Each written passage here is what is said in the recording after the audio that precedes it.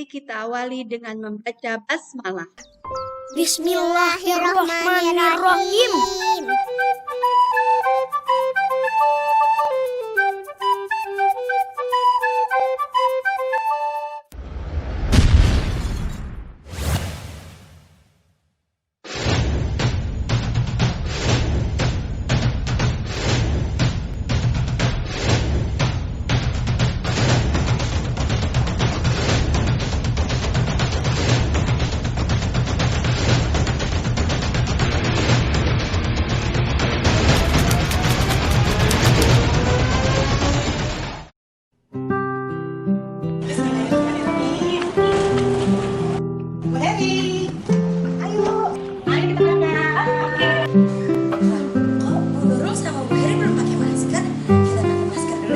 Udah bawa sanitizer belum? Udah dong, Udah bawa, biar kita tetap bersih. Jangan lupa kita baca doa dulu. Doa keluar. Bismillahirrahmanirrahim. La haula wala quwwata illa billah. Amin. Nah, sekarang kita mau berangkat ke Ditpol Air. Apa itu Bila Ditpol Air? Ditpol Air, nanti kita mau perkenalan tentang profesi polisi perairan. Oh, gitu. Ayo, kita berangkat. Ayo. Bismillahirrahmanirrahim. Subhanalladzi sakhkhara lana hadzal wa ma kunna lahu muqrinina wa inna ila rabbina lamunqalibun. Amin.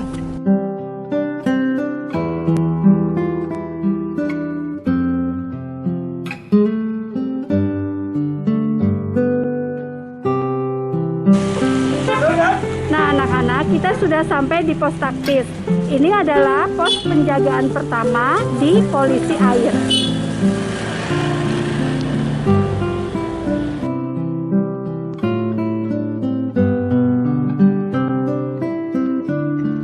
Alhamdulillahirrabbilalamin, kita sudah sampai. Sebelum kita keluar dari kendaraan, kita pakai sanitizer dulu. Baiklah.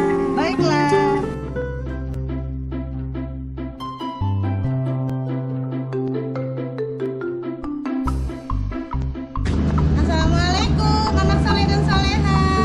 Ibu guru sudah sampai di polisi perairan. Sekarang kita mau masuk ya. Yuk ikutin yuk. Nah, kita sudah sampai di pos penjagaan. Assalamualaikum Pak. Mohon izin ya Pak, kita mau lihat-lihat polisi perairan di sini ya. Di sini ada Bapak siapa Pak? Oke, ini Bapak siapa? Bapak Syahri, ini Bapak siapa? Bapak Rivaldo. Oke, sudah pada tahu ya anak-anak ya. Sekarang Bu Guru mau keliling-keliling ditemani sama bapak-bapak yang hebat-hebat. Memiliki tugas pokok menyelenggarakan fungsi kepolisian perairan yang mencakup patroli, termasuk penanganan pertama terhadap tindak pidana dan pencarian serta penyelamatan kecelakaan di wilayah perairan dalam rangka melindungi, mengayomi, melayani, serta memelihara keamanan, ketertiban masyarakat, dan penegakan hukum di wilayah perairan Indonesia.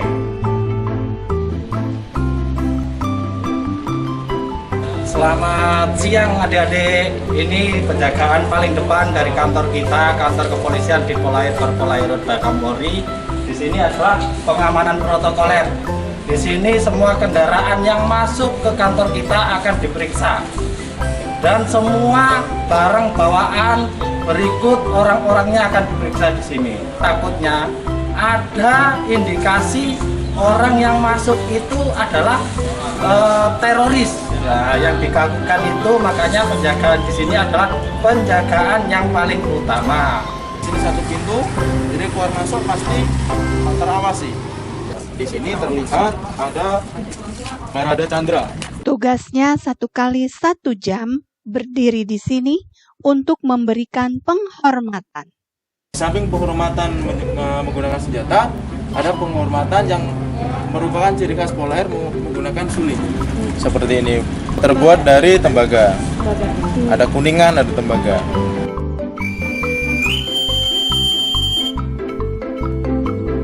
Kalau yang anak-anak tahu itu kan, polisi itu seragamnya warna coklat. Iya. Nah, ini kenapa polisi perairan itu seragamnya Warnanya berbeda, Pak. Silakan. Mayoritas sering-sering adik-adik lihat di jalan seperti itu kan memakai seragam coklat, terutama Polantas ya yang sering dilihat. Namun di Kepolisian Perairan memiliki seragam khusus, yaitu seragam yang berwarna biru. Jadi seragam biru ini bukan seragam untuk festival atau apa, tapi ini adalah seragam kebesaran dari Polair. Menurut peraturan Kapolri nomor 15 tahun 2017, jadi Polair memiliki seragam khusus, yaitu seragam biru. Seperti itu, Bu. Jadi ini adalah seragam kebanggaan dari Kepolisian. Kendaraan milik kantor kita, kantor di Polairut. Kendaraan kepolisian itu memiliki ciri khas khusus, terutama adalah plat nomornya. Plat nomornya ini memiliki ciri khas khusus dengan simbol Tribata. Tribata adalah simbol utama dari kepolisian. Dan kendaraan kepolisian ini juga memiliki corak warna yang khusus. Kebanyakan warna putih dan ada list, sedikit warna list adalah warna biru. Nah, biasanya kendaraan kepolisian ini juga dilengkapi dengan lampu sirine untuk menandakan bahwa kendaraan ini adalah kendaraan milik Kepolisian Republik Indonesia. Kita ke kapal Kepodang 5001. Kapal ini baru balik tugas dari Kalimantan. Kita lihat kapalnya ya. Naik kapal. Jadi tahun kedua yuk kita berkunjung ke Kepolisian Perairan. Nanti kita naik kapal bareng.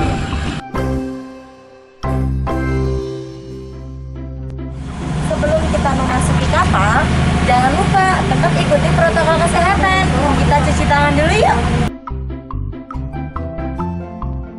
Nah, bersih deh. Yuk kita masuk ke dalam kapal. Oke, adik-adik, sekarang kita sudah berada di kapal polisi Kepodang 5001. Jadi nanti kita akan berselancar pengetahuan tentang Kepolisian Perairan, khususnya di kapal Kepodang 5001. Nanti kita akan dibimbing oleh Bribka Beni. Ya, mari. Setelah itu kita masuk untuk memperkenalkan alat-alat navigasi di dalam kapal polisi Kepodang 5001. Oke, mari kita masuk.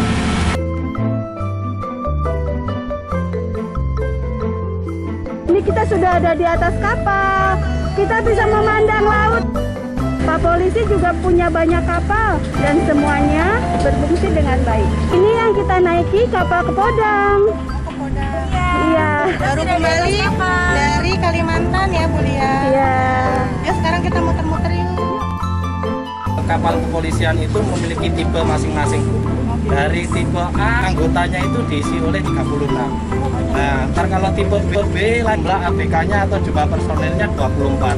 Turun lagi ke tipe C, anggotanya jadi kisaran 16 sampai 14. Ini kita berada di tipe B, Bu, dengan ABK total 24. Sekarang kita masuk ke anjungan.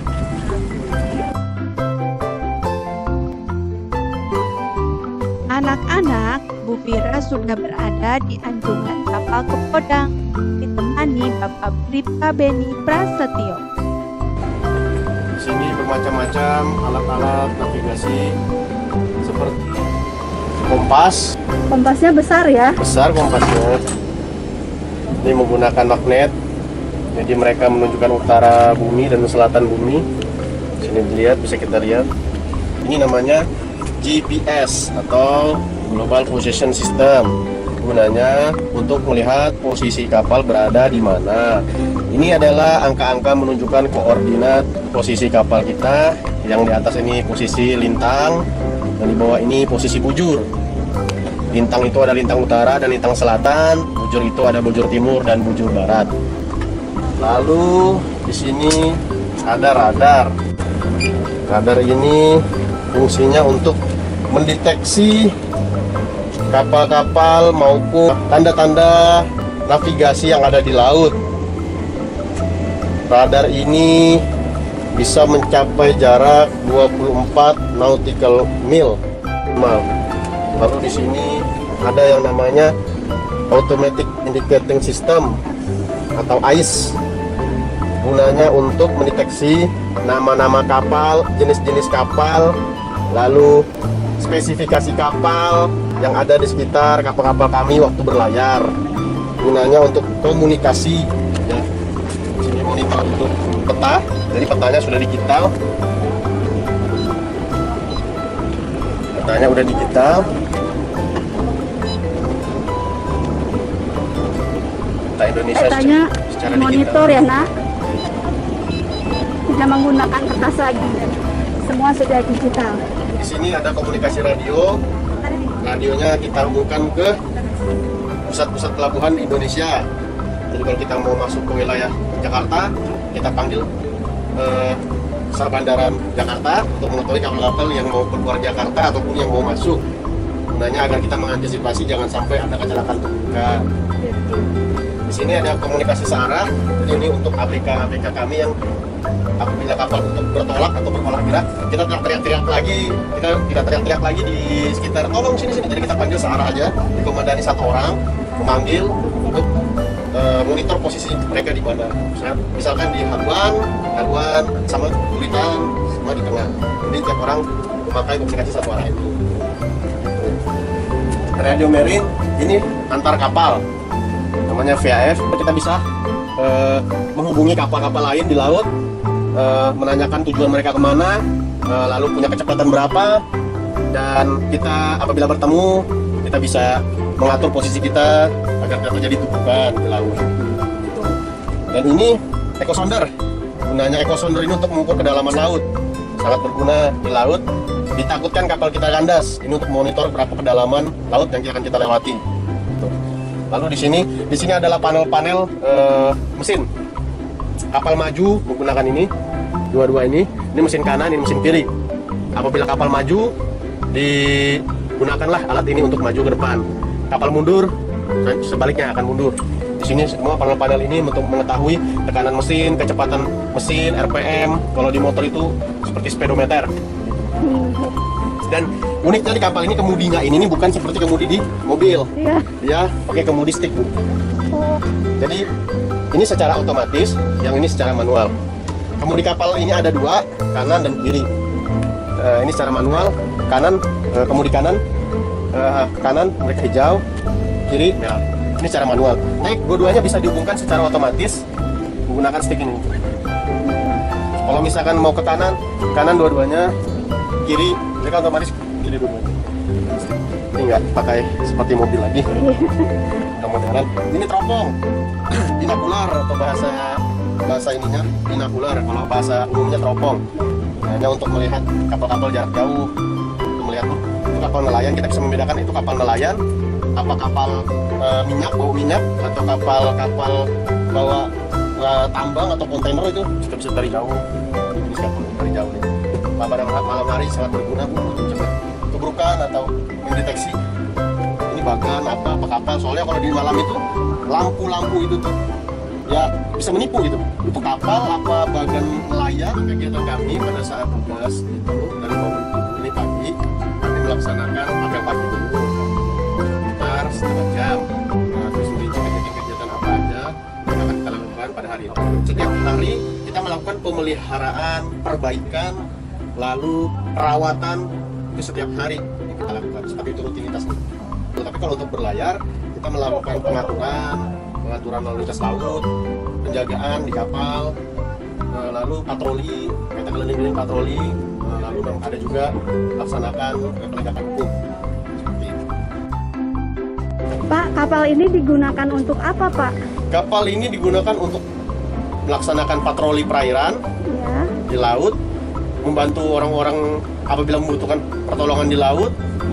Lalu kapal ini juga bisa digunakan untuk mengangkut barang-barang santunan apabila sekarang kan kalau lagi corona nih. Nah, masyarakat ini pada susah, kita bisa berikan bantuan antar pulau. Jadi kapal ini bisa mengangkut barang-barang sembako untuk membantu masyarakat sekitar kepulauan seperti itu.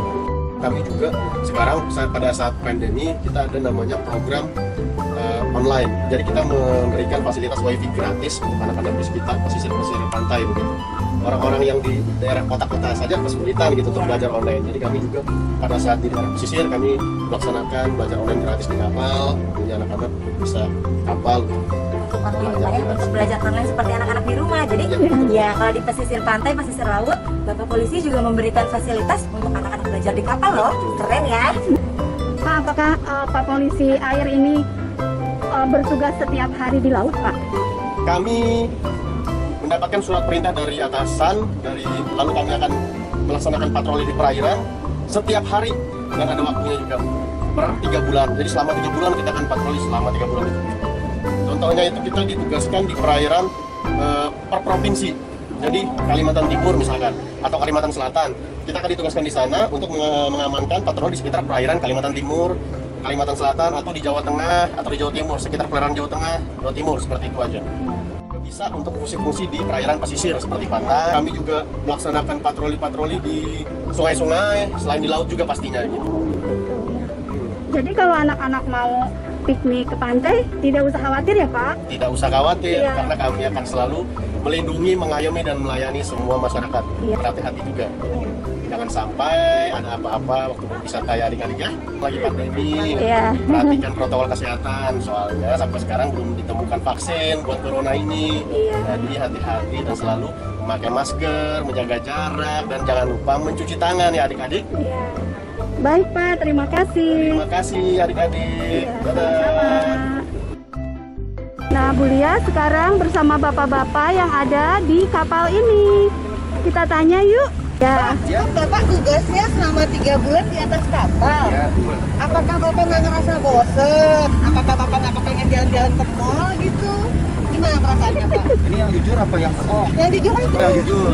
Kalau jujur ya nggak bosan. Karena Oh begitu. sudah kewajiban dan tugas dari abdi negara. Kegiatan apa yang Bapak lakukan selama 3 bulan di kapal? Selain Bapak menjaga perairan Indonesia.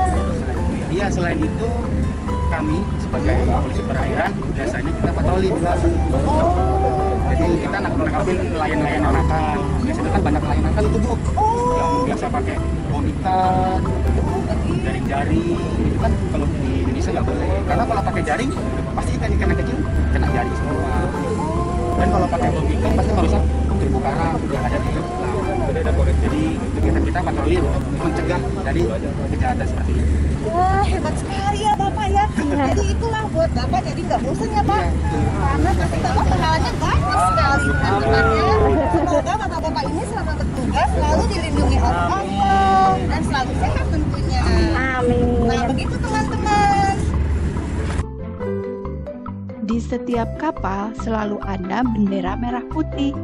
Ini sebagai ciri bahwa kapal ini milik negara Indonesia. Bendera ini naik jam 6 sampai jam 6. Jam 6 pagi sampai jam 6 sore. Setelah bendera ini turun, ganti yang tengah. Yang tengah naik.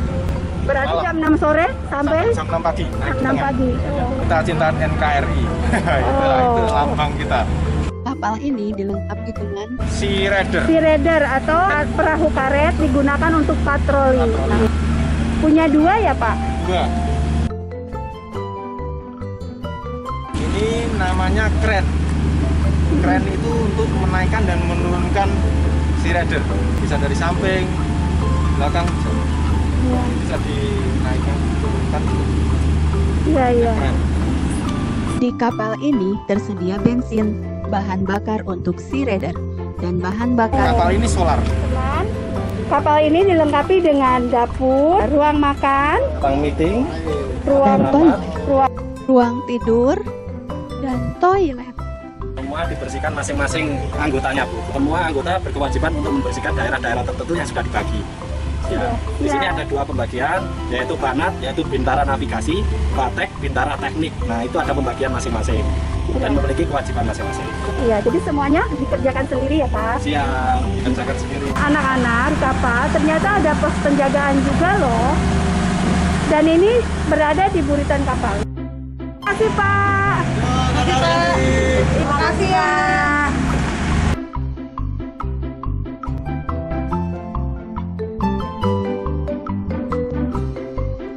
Kita sudah keluar dari kapal Kokoda. Ternyata kapal polisi air banyak sekali. Dari yang belakang sampai ke depan sana semuanya kapal polisi air. Paling besar Bu ya. Mana? Kapal yang kita miliki, Ini kapal terbesar. kapal terbesar ada 8001 dan 8002. Kapal 1001, kapal Wisma 8002, kapal Baladewa. Ini yang satu tipe. Satu lagi yang berbeda tipe, nomor 1 kelas, itu kapal Yudhistira 83. Sekarang Yudhistira baru tugas di Natuna. Kepulauan Riau, Kalimantan Barat sana. Iya. Ini memuat ABK 36 beserta perahu kapal. Kapal ini tidak menentu berapa lama di sini sandarnya. Kalau ada pimpinan bertugas melakukan bantuan fasilitas ataupun operasi kepolisian bisa bergerak. Kalau sedang bertugas, Bapak kalau dengar azan, Bapak salat ya, Pak? Alhamdulillah, karena kami kebetulan agama Islam jadi tetap menjalankan sholat lima waktu. Namun karena di laut tidak ada yang adzan, jadi kita patokannya dengan matahari dengan jam-jam waktu tertentu kita menjalankan sholat. Jadi tetap sholat ya, meskipun Bapaknya bekerja di tengah laut, Bapaknya tetap sholat. Keren ya. Menjadi polisi air itu bisa keliling Indonesia ya, Pak? Bisa, sangat bisa. Jadi kalau ada adik yang hobinya berkeliling, hobinya pariwisata, mau mengunjungi seluruh dari Sabang sampai Merauke, mari adik-adik masuk ke kepolisian perairan. Namun syaratnya tadi harus sehat, harus pintar, harus berbakti kepada kedua orang tua. Baik dengan disiplin masuk sekolah, juga termasuk syarat untuk menjadi anggota kepolisian perairan. Makannya pun harus yang bergizi ya, Pak? Sayur, Harus. susu ya, Pak? Iya. Jadi kan tentunya ada diingatkan ada 4 sehat 5 sempurna. Itu harus dicukupin agar nanti fungsinya prima dan juga smart. Oke. Itu adalah gedung Dipolair. Ini Korpolair. Kita sudah ada di tim SAR. Saat ini alat-alatnya sedang dicek jalan atau tidak. Kita sudah melakukan perjalanan dari Tuban di sini. Akhirnya kita sampai ke Pulang Latih. Pulang Latih ini digunakan untuk anggota Korpolairut yang ingin meningkatkan pemeliharaan kemampuan. Jadi ini tidak usah capek-capek turun ke laut. Kita sudah mempunyai Pulang Latih yang ini dalamnya mencapai 4 meter, kedalaman 4 meter. Jadi kita bisa berlatih menyelam di sana. Dan untuk jelasnya, apa peralatan-peralatan apa yang digunakan untuk menyelam, nanti kita akan tanya langsung kepada Baratu Beni. Oke, mari kita simak penjelasan dari Baratu Beni. Assalamualaikum warahmatullahi wabarakatuh. Waalaikumsalam warahmatullahi wabarakatuh. Selamat siang, Bu. Dan para siswa-siswa TK, siswa-siswa TK dan terima kasih sudah izin. Kita akan mengenal alat selam yang digunakan oleh kepolisian perairan dalam rangka mendukung tugas kepolisian perairan di lapangan. Nah, jadi kita di kepolisian perairan ini selain kita melaksanakan tugas patroli, kita juga melakukan tugas SAR. Nah, dalam rangka SAR itu mungkin ada pesawat tenggelam, pesawat jatuh, kapal tenggelam, apa gimana untuk mendukung penyelamatan korban atau kita mengevakuasi korban ataupun kita mencari korban yang udah tenggelam ke dalam air, kita didukung oleh alat-alat selam. Nah, apa saja alat selam yang ada di Polair? Yang pertama, kita jelaskan dari atas ada masker. Masker ini berfungsi untuk melindungi mata kita ketika melakukan penyelaman. Mata kita kan tidak sesuai dengan fitrahnya, kalau kita kan di darat mungkin tidak perih, tapi kalau di air mata kita cepat perih. Nah, gunanya itu makanya kita menggunakan masker. Nah, setelah masker kita pasang, kita gunakan BCD. BCD ini atau lampu selam. Ini bisa kita gunakan, bisa juga kita gunakan sebagai pelampung. Di BCD ini juga ada tempat untuk tabung kita. Jadi tabung kita itu kita masukkan ke sini. Nah, kemudian kita kencangkan. Regulator ini berfungsi sebagai penyalur dari tabung udara ke mulut kita. Karena kita tidak mungkin langsung menjedot dari tabung udara karena ini sangat tidak mungkin. Nah, tekanan dari tabung udara itu sendiri sangat tinggi, 3000 PSI. Nah, untuk itu kita butuh namanya regulator. Selanjutnya ini ada wetsuit atau pakaian selam basah. Jadi pakaian selam itu ada dua, ada yang pakaian selam kering, ada pakaian selam basah.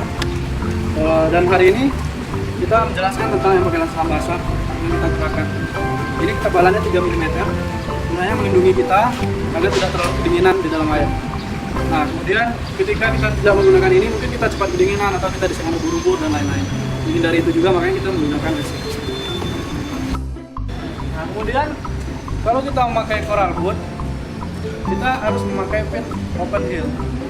Nah, fin ini ada dua macam, atau kaki katak yang lebih sering dikenal. Ada dua macam, ada yang tertutup seperti full foot namanya, kemudian ada yang terbuka open hill.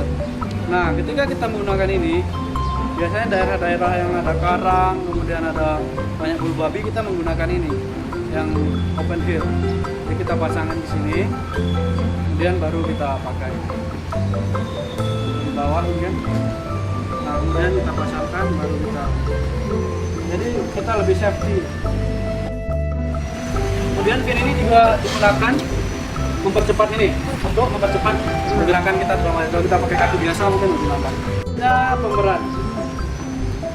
Pemberat ini kita gunakan sebagai alat untuk menambah berat kita, karena di dalam air asin itu seperti laut, massa jenis lebih ringan, jadi kita harus lebih berat daripada air itu.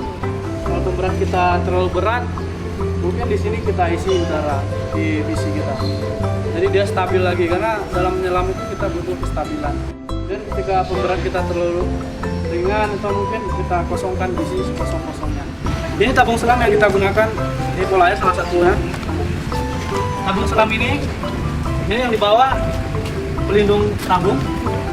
Itu gunanya kalau kita ke kolam, kalau ini biar tabung kita tidak terbentur, tidak gampang rusak. Kemudian di sini ada valve, ada seal juga, di sini ada karet, biar udara kalau kita pasangkan di sini dia tidak bocor. Nah, jadi kalau kita buka ke sini, kalau ada karet itu dia tidak bocor.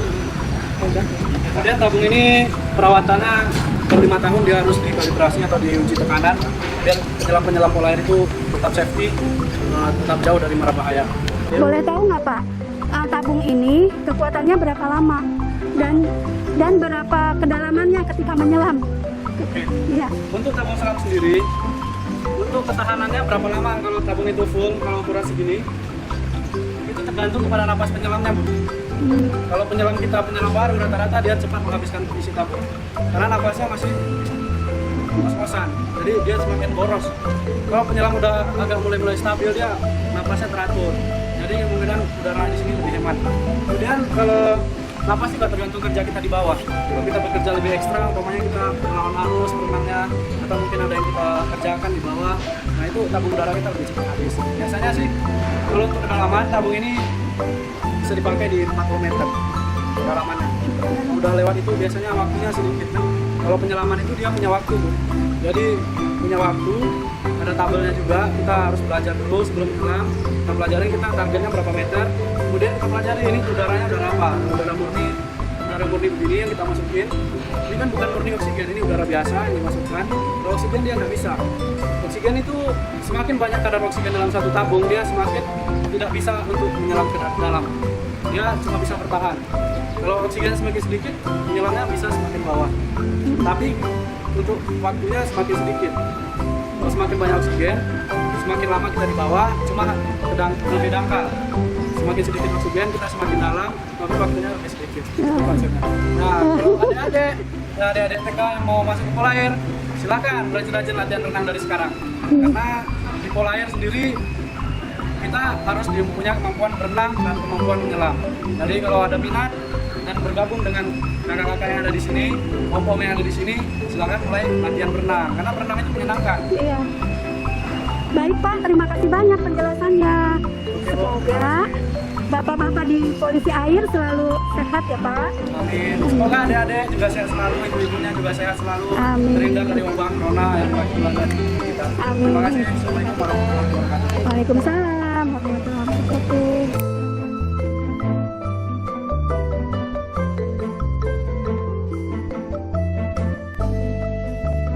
Alhamdulillah, kita sudah selesai keliling-keliling Polairut. Alhamdulillah. Selamat menyaksikan ya video dari kami ya. Jangan lupa pakai masker, sama sanitizer dipakai ya. Dadah. Assalamualaikum. Mari kita akhiri dengan mengucap hamdalah.